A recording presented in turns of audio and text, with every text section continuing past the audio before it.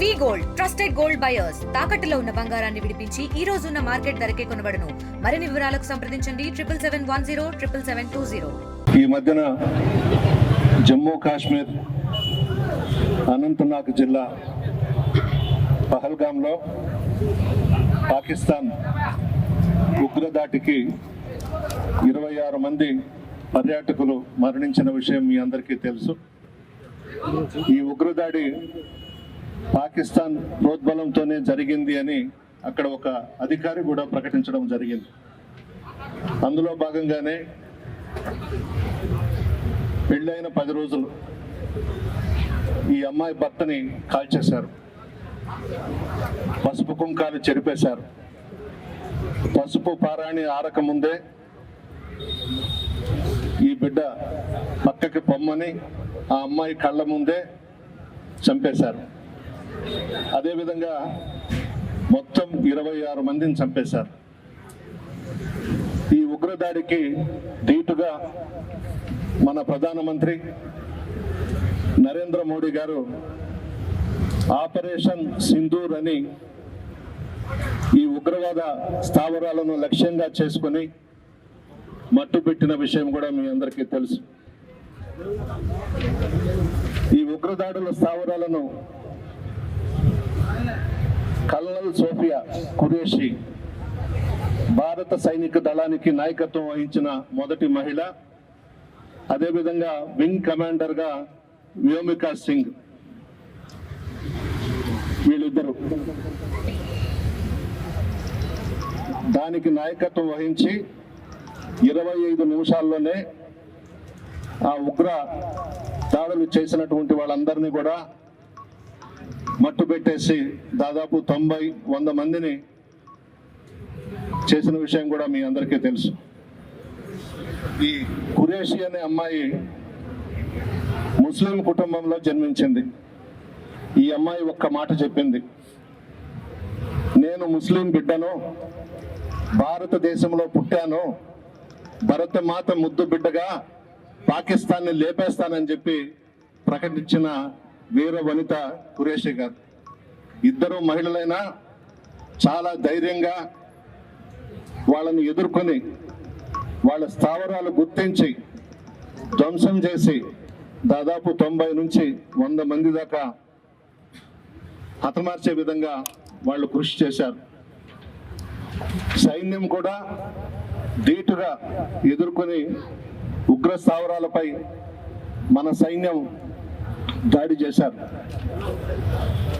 ఇంకొకటి కేంద్ర ప్రభుత్వం గమనించాలి, ఇంత దారుణానికి కారణమైన 5 మంది ఉగ్రవాదులు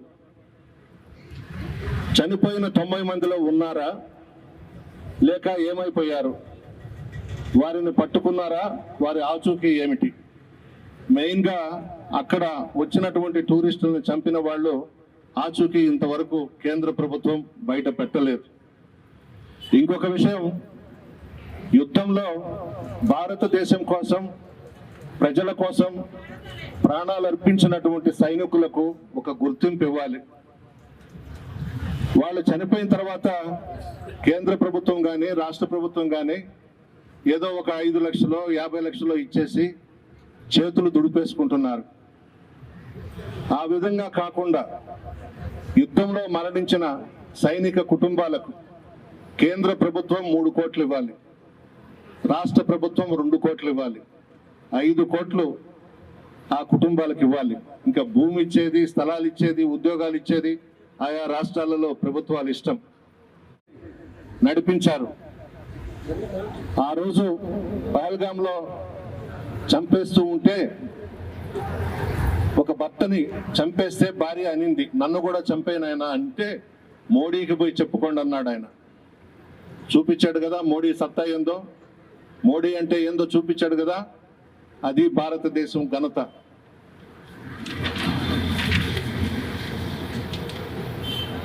నేను కోరుకునేది, భారతదేశానికి ప్రధానమంత్రిగా నరేంద్ర మోడీ గారు 20 సంవత్సరాలు ఉండాలి. ఆంధ్ర రాష్ట్రంలో జమిలీ ఎలక్షన్స్ వచ్చినా, జనరల్ ఎలక్షన్ వచ్చినా వైఎస్ జగన్మోహన్ రెడ్డి గారు 20 సంవత్సరాలు ముఖ్యమంత్రిగా ఉండాలి. ఇద్దరు కూడా ప్రజలకు సంబంధించినటువంటి నాయకులు. నరేంద్ర మోడీ గారు కానీ జగన్మోహన్ రెడ్డి గారు కానీ. నాకు తెలిసిన విషయం 2024లో ఎన్నికలు వచ్చాయి. 5 సంవత్సరాలు మనం అధికారంలో ఉన్నాం. జగన్మోహన్ రెడ్డి గారు ముఖ్యమంత్రిగా ఉన్నారు, ప్రధానిగా నరేంద్ర మోడీ గారు ఉన్నారు. పార్లమెంటులో, రాజ్యసభలో ఏ బిల్లు ప్రవేశపెట్టినా మోడీ గారు జగన్మోహన్ రెడ్డి గారికి ఫోన్ చేయడం, మద్దతు ఇవ్వమనడం. మనం అన్ని బిల్స్ కూడా మద్దతు తెలిపాం, రాజ్యసభలో కానీ పార్లమెంట్లో కానీ. చివరకు ఎలక్షన్స్ వచ్చేతలకి బీజేపీని వదిలేసుకున్నాం. నా దగ్గర ఉన్నటువంటి ఇన్ఫర్మేషన్ ప్రకారం ఎలక్షన్స్లో మోడీ గారు జగన్మోహన్ రెడ్డి గారితో పోవాలి, అలయన్స్ పెట్టుకోవాలి అని ఉండారనేది నాకు వచ్చినటువంటి ఇన్ఫర్మేషన్. చివరి దాకా చూశారనేది కూడా ఉంది. మరి అది జగన్మోహన్ రెడ్డి గారికి తెలియాలి, మోడీ గారికి తెలియాలి. మనం తప్పు చేశాం. భారతీయ జనతా పార్టీతో 2024లోనే మనం అలయన్స్ లో పోయి ఉండాలి. ఎలక్షన్స్ ప్రతి బిల్లుకి మనం సపోర్ట్ చేశాం, రాజ్యసభలో, పార్లమెంటులో. 5 సంవత్సరాలు మోడీ గారు ఏం చేయమంటే, ఏం చెప్తే అది మనం చేశాం. చివరకు మనం దూరం అయిపోయినాం, మనం నష్టపోయినాం. మరలా చెప్తున్నాను, రేపు జమిలీ ఎలక్షన్స్ వచ్చినా, జనరల్ ఎలక్షన్స్ వచ్చినా జగన్మోహన్ రెడ్డి గారికి చిన్న సలహా ఇస్తా ఉన్నా, భారతీయ జనతా పార్టీతో పోదాం మనం ముందుకి. గారికి చిన్న సలహా ఇస్తా ఉన్నా, భారతీయ జనతా పార్టీతో పోదాం మనం ముందుకి. వాళ్ళు కానీ అవకాశం ఇస్తే, మోడీ గారు కానీ అమిత్ షా గారు కానీ అవకాశం ఇస్తే మనం అలయన్స్లో భారతీయ జనతా పార్టీతో ముందుకు పోదామని చెప్పి నేను మనవి చేస్తా ఉన్నా. నా వ్యక్తిగత అభిప్రాయం, నిర్ణయం మీది. జగన్మోహన్ రెడ్డి గారు ఒంటరి పోరాటం చేస్తున్నాం, మీకు ప్రజాబలం ఉంది. 24లో జరిగిన ఎలక్షన్స్ లో కూడా 40% ఓట్లు మనకు వచ్చాయి, వాళ్ళు అధికారంలోకి వచ్చారు. ఈ 40% ఓట్లు ఇంకా కూడా పెరిగే అవకాశం ఉంది. మనం ఒంటరిగా పోవడం కాదు, ఎవరో ఒకరు తోడు ఉండాలి మనకు. నమ్మకమైన వ్యక్తి నరేంద్ర మోడీ గారు, అమిత్ షా గారు, రాజ్నాథ్ సింగ్ గారు. కాంగ్రెస్ వాళ్ళని మనం నమ్మబడలేదు, వాళ్ళని దగ్గరకు రానివ్వబడలేదు. మోడీ గారు ఒక పట్టుదల కలిగినటువంటి వ్యక్తి. మనం ఖచ్చితంగా మీరు ఏ అవకాశం ఉన్నా కూడా భారతీయ జనతా పార్టీలో చేతులు కలిపేదానికే మీరు ముందుకు పదండి అని చెప్పి నేను జగన్మోహన్ రెడ్డి గారికి మనవి చేస్తా ఉన్నా. ఈ రాష్ట్ర దేశాన్ని పరిపాలించాలి, ప్రధానమంత్రిగా ఉండాలని కోరుకుంటున్నాను మనస్ఫూర్తిగా. మీ ముందు మా జగన్మోహన్ రెడ్డి గారికి కూడా మనవి చేసుకుంటున్నా. రేపు కలిసి కూడా చెప్తా, మోడీ గారు కానీ అవకాశం ఇస్తే భారతీయ జనతా పార్టీతో కలిసి ముందుకు పోదాం. మొన్ననే తప్పు చేశాం. 24లో వాళ్ళు ఎదురు చూసింది వాస్తవంగానైతే మనం వాళ్ళతో ముందుకు పోకుండా వెనకడుగు వేసి ఉంటే మనం చేసింది తప్పే. ఎందుకు వెళ్ళకూడదు భారతీయ జనతా పార్టీతో? 5 సంవత్సరాలు ప్రతి బిల్లుకి సపోర్ట్ చేశాం, రాజ్యసభలో, పార్లమెంటులో. మోడీ గారు ఏమడిగితే అది చేశారు జగన్మోహన్ రెడ్డి గారు. ఎలక్షన్స్ వచ్చే తల్లికి దూరం అయిపోయినాం. అటువంటి వాళ్ళతో స్నేహం చేయొచ్చు. మోడీ గారు ఒక మాట ఇస్తే కట్టుబడి ఉంటాడు. మోడీ గారికి, అమిత్ షా గారికి చంద్రబాబు నాయుడు గారి మీద నమ్మకం లేదు. ఇదే చంద్రబాబు నాయుడు మోడీ గారి గురించి, మోడీ గారి భార్య గురించి నిండు శాసనసభలో ఏ విధంగా వ్యంగ్యంగా మాట్లాడాడో అన్ని ఛానల్స్ లో మనం చూసాం. అమిత్ షా గారు తిరుమలకు వస్తే రాళ్లు వేయించాడు, చెప్పులు వేయించాడు. మోడీ గారు గుజరాత్ ముఖ్యమంత్రిగా ఉన్నప్పుడు అక్కడేదో అల్లల్లో జరిగితే మోడీ గారిని ఉరిదీయమన్నాడు, హైదరాబాద్లో అడుగు పెట్టనివ్వనన్నాడు. ఇన్ని చేసినటువంటి వ్యక్తి మీద మోడీ గారికి, అమిత్ షా గారికి అసలు ఇష్టమే లేదు. మనం తోసేసుకున్నాం వాళ్ళని, మనం పక్కకెళ్ళిపోయినాం. ఆ సమయంలో పవన్ కళ్యాణ్ గారు ముందుకు వచ్చి వాళ్ళిద్దరిని కలిపాడే తప్ప చంద్రబాబు నాయుడు మీద మోడీ గారికి కానీ అమిత్ షా గారికి కానీ ప్రేమ అనేదే లేదు. విధి లేని పరిస్థితుల్లో ఆ పార్టీతో కలిసి ముందుకు పోయినారు. రాబోయే రోజుల్లో నరేంద్ర మోడీ గారి నాయకత్వంలో దేశం ముందుకెళ్ళాలి, జగన్మోహన్ రెడ్డి గారి నాయకత్వంలో ఆంధ్ర రాష్ట్రం ముందుకెళ్లాలని కోరుకుంటున్నాను. ప్రాణాలు అర్పించిన సైనికులను మనం గుర్తించాలి. ఏదో ఒక 5 లక్షలు ఇచ్చేసాము, 10 లక్షలు ఇచ్చేసాము, 50 లక్షలు ఇచ్చేసాము అని కాదు. మల్లికార్జున నాయక్ చనిపోయాడు, మురళీ నాయక్. చంద్రబాబు నాయుడు గారు 50 లక్షలు ఇచ్చారు. అభినందిస్తున్నాను చంద్రబాబు నాయుడు గారిని. ఆ ప్రతిపాదన పెట్టింది కూడా జగన్మోహన్ రెడ్డి గారు ముఖ్యమంత్రిగా ఉన్నప్పుడు 50 లక్షలు చేస్తే బాగుంటుందని చెప్పి ప్రవేశపెట్టిందే. ఈరోజు చంద్రబాబు నాయుడు గారు కూడా 50 లక్షలు ఇచ్చారు. 50 లక్షలతో ముడిపెట్టడం కాదు, భారతదేశం కోసం ప్రాణాలు ఇచ్చిన సైనికుల కుటుంబాలని గౌరవించాలి మనం.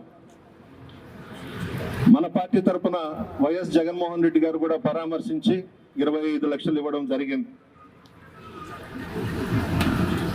భారతదేశం కోసం తన ప్రాణాలు సైతం లెక్క చేయకుండా పోరాడే సైనికులను గౌరవించండి, గుర్తించండి. చిన్న చూపు చూడొద్దు.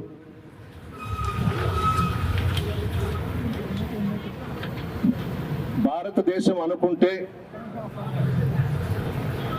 నరేంద్ర మోడీ గారు అనుకుంటే, సైన్యం అనుకుంటే ప్రపంచ చిత్రపటంలో పాకిస్తాన్నే లేకుండా చేయగలిగే సత్తా, ధైర్యం, దమ్ము భారతదేశానికి ఉంది.